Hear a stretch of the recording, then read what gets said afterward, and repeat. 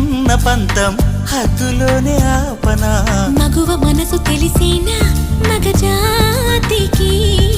మొగలి మొనలు తగిలేనా లేత సోయగానికి కూత దేనికి